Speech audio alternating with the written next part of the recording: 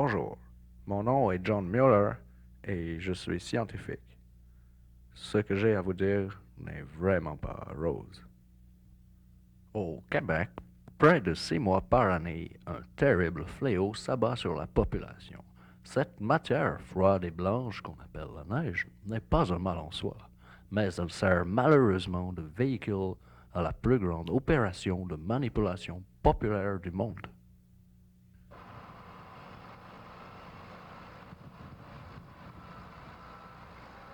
Ces innocentes machines, par exemple, ne sont pas ce qu'elles semblent être.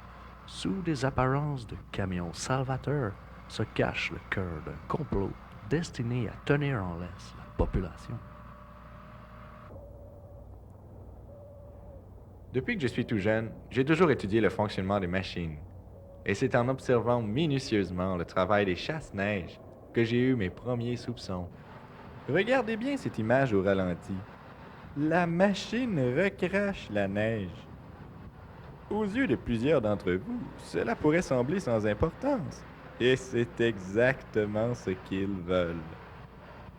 Mais ce que nous savons, c'est que ces monstres d'acier sont en fait des raffineries mobiles qui servent à transformer la neige en un puissant narcodépresseur, blanc comme neige. Ouais. Ouais, moi, à l'époque, j'ai travaillé dans le déneigement. Puis, c'est quand que j'ai commencé à poser des questions à propos des gros barils de poudre verte. Ils m'ont dit, Jean-Marc, il va falloir qu'on prenne des mesures disciplinaires envers toi. J'ai dit, qu'est-ce que vous voulez dire par là? Tu vas aller pelleter dehors à mitaine. C'est fini là. C'est ici, à Ada, Michigan, dans une usine de la Nabisco Corporation, qu'est produite la carnavalocybine, une puissante drogue à base de poudre verte découverte par Gilles Carnaval. Eh bien, les gens de chez Nabisco m'ont convaincu de leur céder mon invention. Je ne me suis pas fait prier, et ma foi, je ne regrette rien. Ces toxines, mélangées à la neige, prennent une apparence innocente, idéale pour une redistribution massive à l'insu de tous.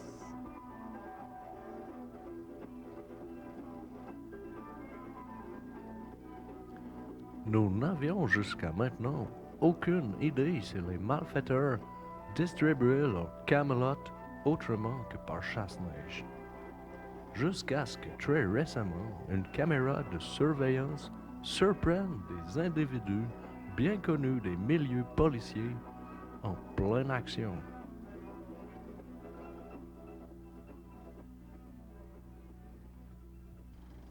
Certains d'entre vous, des esprits forts, diront: mais c'est absurde. Que fait cette drogue et comment peut-on en consommer?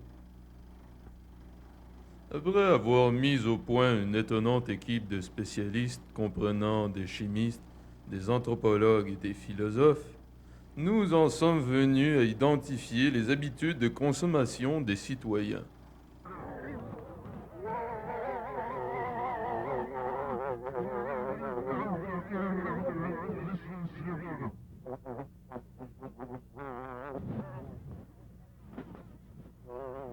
Ces étranges pipes sont utilisées par les victimes de cet odieux complot pour inhaler la neige qui les rend si heureux.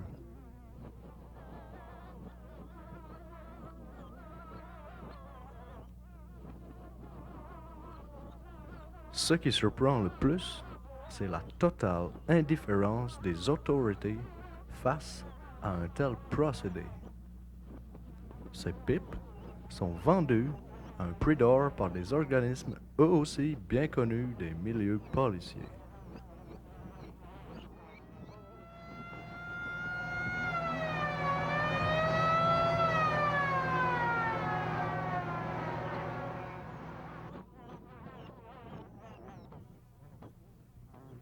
Nos observations semblent indiquer que le responsable de toute cette conspiration serait cet individu, un certain bonhomme Carnaval. Simple coïncidence? À en juger par l'escorte qui le protège en tout temps, il est à craindre que les milieux policiers soient impliqués dans cette sordide histoire.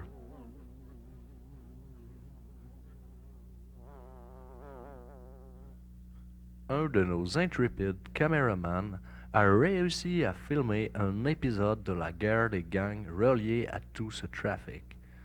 Les sbires que vous voyez ont vraisemblablement consommé la neige en question et attendent ici une bande rivale dans le but d'échanger des narcotiques.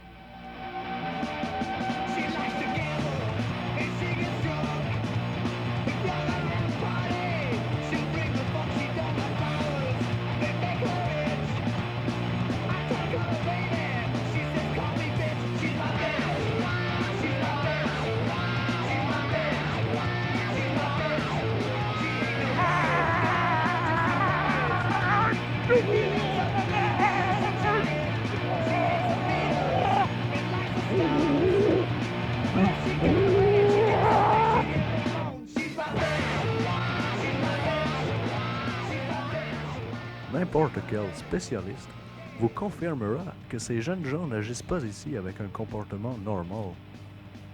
Ils commettent des actes insensés qui leur donnent une impression de liberté totalement erronée.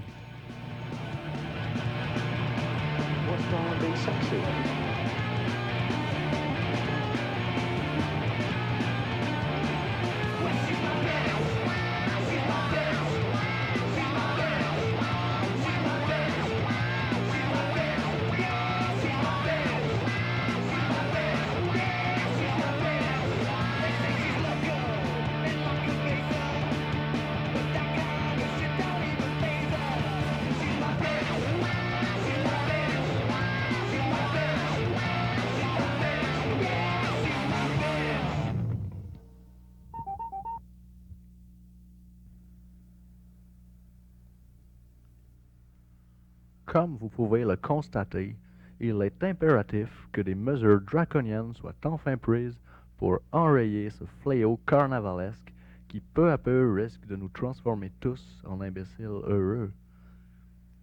Une interdiction totale de la neige sur l'ensemble du territoire canadien serait le meilleur moyen de permettre à nos enfants de grandir en toute sérénité.